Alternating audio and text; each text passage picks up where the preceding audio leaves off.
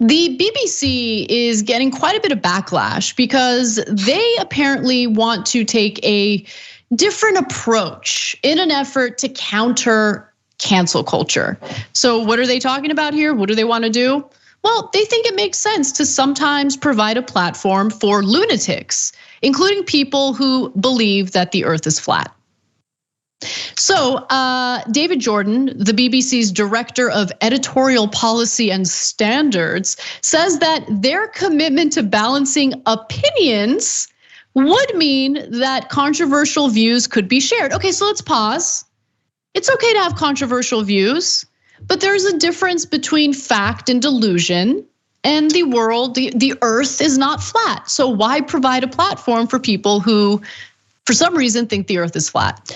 Now, this is a chronic case, really, of both sidesing it, something that we in the United States have really been riddled with in our mainstream media. David Jordan says this: flat earthers are not going to get as much space as people who believe the earth is round, but very occasionally it might be appropriate to interview a flat earther. And if a lot of people believed in a flat earth, then we would need to address it more than we do at this present time. And then John, he decided to also weigh in on cancel culture and how he's against it and how the BBC is really taking a stand against it. We don't subscribe to cancel culture that some groups put forward. Whether or not some members of our staff like it, it's not the point. They have to adhere to that too, and they leave their prejudices at the door when they arrive. They need to be prepared to hear views which perhaps personally they don't agree with. But again, I want to reiterate, there's a difference between two sides who accept the facts of any given topic that's up for debate. Right? You can't change the facts. The facts are the facts. And they might have two different perspectives. So for instance, a good example, let's say there's two parties who accept that the economy has crashed. We are in a recession, right? I'm just giving a theoretical case. There might be different solutions in regard to how to respond to that. I think it makes sense to provide a platform for both sides. However, saying that like we don't engage in cancel culture just because we don't agree with flat earthers doesn't mean that we should avoid giving them a platform. No, you should avoid giving them a platform because it needlessly equalizes lunatics to people who accept facts. You get what I'm saying? I think, first of all, I think it's time to call out the bias and cancel culturingness of David Jordan.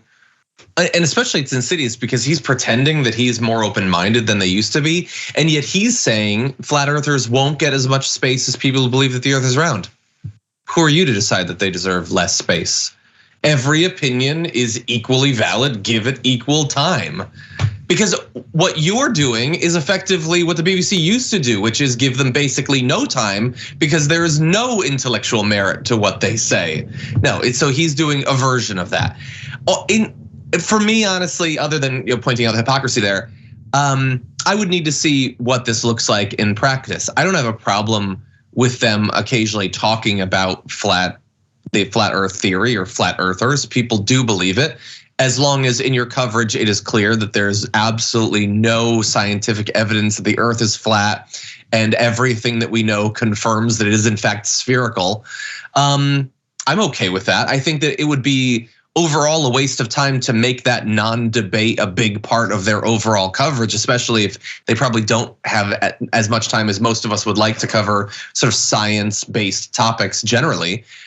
But it really comes down to what these appearances look like. I would need to see that in practice to know how mad I should be about this. Okay, I'll tell you what it looks like in practice. What CNN engaged in for decades in regard to climate science, where you have 99.9% of scientists in agreement in regard to man-made climate change, and they would have a debate between an actual climate scientist, just a scientist who accepts the facts, versus like a Koch brothers backed climate denialist. And what that ends up doing is for people, look, we forget sometimes, and I have to remind myself, people people gotta work, they gotta feed their families. People aren't doing what we do all day, every day for work. So if you're just a casual news watcher, casual news consumer, and you put CNN on and you see that kind of debate, what it ends up doing is it puts both parties on equal footing, where in reality, one party is not in any way grounded in facts or science or reality. You know what I'm saying? Like, that's the problem. I get what you're saying. I hate false dichotomies or just implied dichotomies as much as anyone. But what I'm saying is that in practice what it's going to be? And we need to actually see. We need to see BBC do a segment on this to know. It's entirely possible that it will be. If it is, then obviously that is a massive disservice to their audience. Seems out of step with the BBC in most topics, not all topics. But I have to actually see that to know. I mean, it could, like, if they bring them on and they refuse to point out all the obvious counters to the flat Earth idea, then that's a massive issue. But again, I want to reserve at least some judgment to see what it looks like in practice. Well, let me give you some other missteps. Well, I perceive them to be missteps from the BBC recently. In fact, there was a protest outside of their offices because of a recent report they did on the LGBTQ community.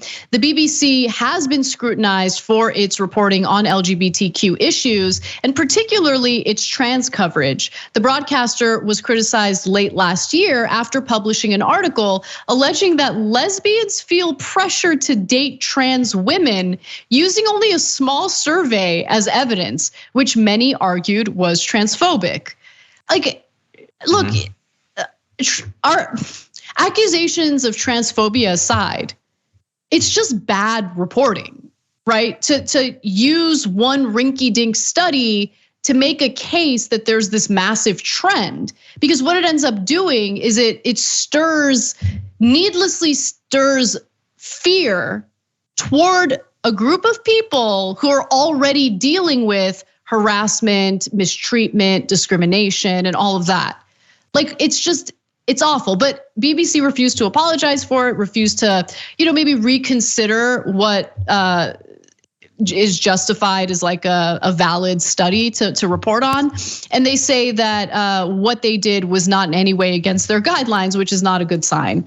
And then finally, they're so obsessed with being neutral, not objective, neutral. And I think there's a difference between those two, that they recently hired external investigators to look at their content to make sure that all sides are being represented fairly and equally. And look, John, like, we know what that looks like in the United States. Like, it's the thought process that's driving this that I think is a big problem. Because you can't change the facts. Like, the facts are the facts, the truth is the truth. Like, I think what ends up happening is it fosters an environment where reporters are terrified of doing the necessary fact checking in their reporting, because it might come across as being biased, when in reality, again, the facts are the facts. Like, both sides or three sides, they're not all equal. You get what I'm saying? Like, that's what I agree. Like I said, I hate implying that both sides are equal. I hate implying that there are two sides to things that almost invariably have many more. They're not equal, and there's probably not just two. But I would also say, why was the media so ridiculously neutral on climate change for literally decades? It's probably in no small part thanks to the fact that they get advertising from fossil fuel companies. There is a profit motive behind this. There's an incentive financially to not call it like it is on things like tobacco or climate. I'm not saying that there cannot be a profit motive to pretend that the earth might be flat, but there's hardly like big flat earth, the industry, I don't think flat earthers are advertising on the BBC. So I'm a little bit less worried about some sort of like corrupt financial incentive to do this. It might still be corrupt, but I don't know that it will be the same. And again, we'll see. I'm gonna start watching the BBC and I'm gonna find out, and I might soon believe that the earth is flat. Thanks for watching The Young Turks. We really appreciate it. Another way to show support is through YouTube memberships. You'll get to interact with us more. There's live chat emojis, badges. You've got emojis of me, Anna, John, JR. So those are super fun. But you also get playback of our exclusive member-only shows and specials right after they air. So all of that All you gotta do is click that join button right underneath the video. Thank you.